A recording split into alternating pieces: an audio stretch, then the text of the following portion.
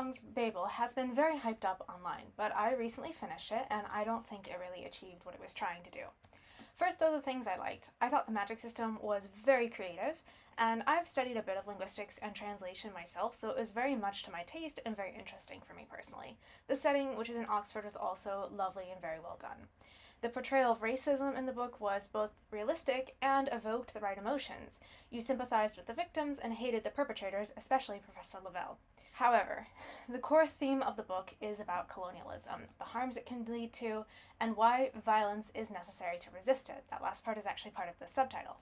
But I didn't think it thoroughly addressed those issues, and for two reasons. First, though colonialism is the term used in the book, we mainly see the British Empire in India and in China.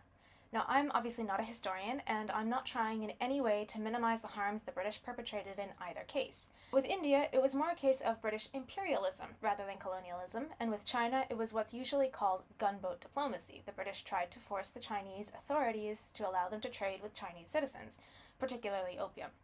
In Babel, all this gets tangled up with the fictional Silver Revolution within England itself, wherein manual laborers are being replaced by magic maintained by skilled workers employed by the government.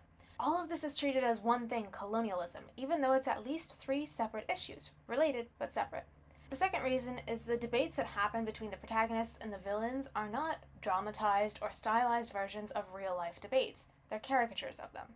The bad guys basically say, free trade, and then make racist comments, and then the protagonists say, but it's wrong, with little explanation. We're also told that Robin, the main protagonist, is not really committed to the cause early on, and later he's driven more by a desire for personal revenge than ideological commitment.